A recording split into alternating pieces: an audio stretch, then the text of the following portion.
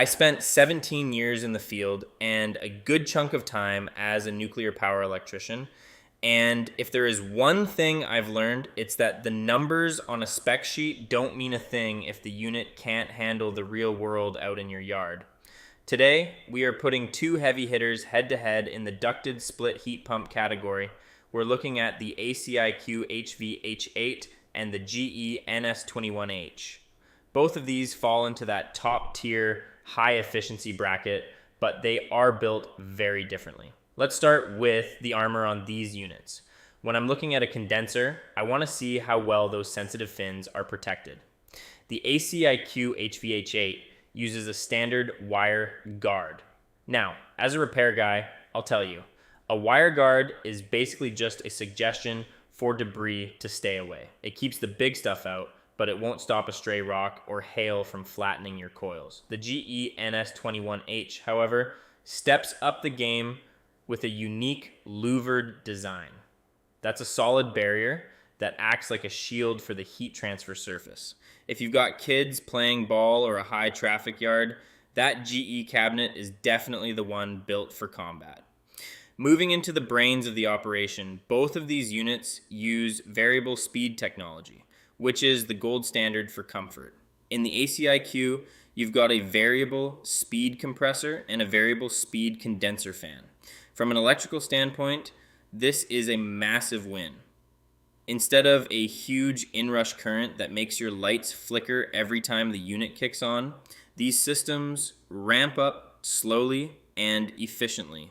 The GE NS21H is also an inverter powerhouse, and it pushes the efficiency even further. While the ACiQ sits at a very respectable 10.5 HSPF2, the GE model hits an 11.5 HSPF2.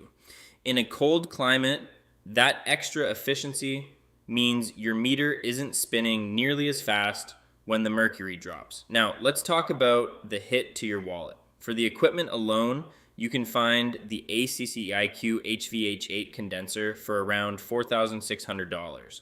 When you factor in a full professional install, you're looking at an average range of $12,000 to $18,000.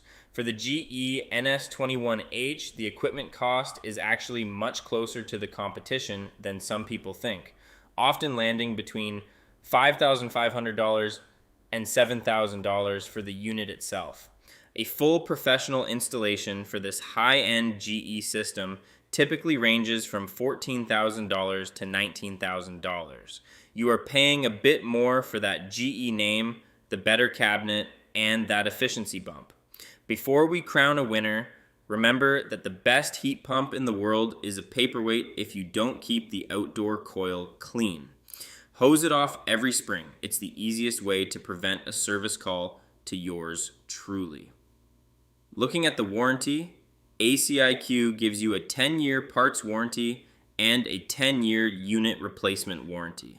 If that compressor fails, they replace the whole unit.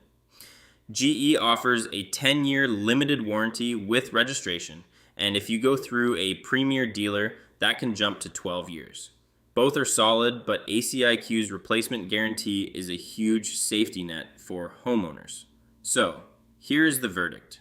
Even though the GE has the superior louvered protection and better efficiency, the winner for the average homeowner is still the ACiQ HVH8.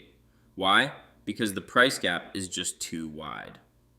While I love the build quality on the GE, the ACiQ delivers high-end inverter tech and a killer replacement warranty at a price that actually makes sense for your bottom line. Shop like a pro and check out the head-to-head tool on HVACs for beginners to compare other brands yourself.